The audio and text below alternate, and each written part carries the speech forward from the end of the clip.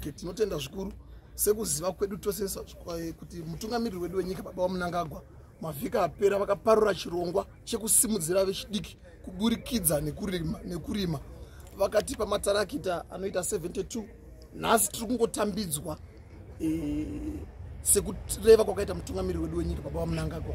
Tapuhwa macombine harvester aripo, mamwe maviri muri kuaona, matractor mamwe acho aripo, zvinoreva izvo kuti zvazadzikiswa zvakataurwa nababa vedu.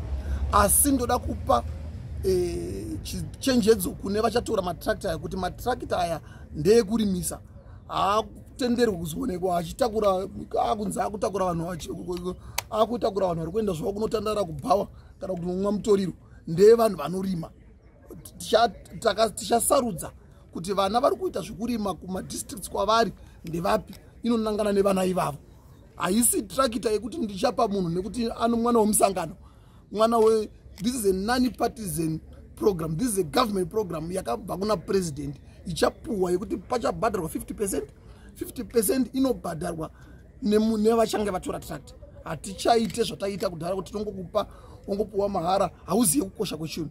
Ziya kukosha kwechinhu nemari yako yaunenge waisa pachiri. Ende ndoda kupa zvakare yeuchidzo yekuti vana vechidiki vari kumusha vatowana mabasa kuburikidza nematractor iwaya. Vakutokwanisa kurima ibasa pacharo. Saka vakutokwanisa kuwanika vachikwanisa kuriritira mburi dzavo, vakukwanisa kuwanika vachidzidzawo zvakawanda kuburikidza nekurima kwavanenge vachiita. Nhasi uno tiri kuzadzisa chirevo President Idi Mnangagwa. Vakati ndinoda kuti vechidiki vakwanise kuona kurima sebhizinisi ivo semurimi mukuru. Vakati vanoda kuti vape vana vechidiki zvikwanisiro zvinenge matractor, vakapa mucherechedzo we2. Nhasi uno tine 12 achapuwa kumayouth. Vachapuwa nebhengi ravo rinonzi Empower Bank. Taitawo mukana uno kuti vape zvikwanisiro zvokuti vakwanise kurima zvakanyanya asi vakwanisewo kukohwa. Saka zvinokohwesa macombine harvester pane 2 pano asi vapuwa 10.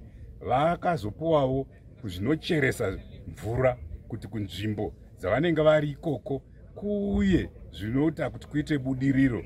Saka ivoyo zvokuchera zvibhorani vachapiwa mishina 10 asi 2 ndo yasvika.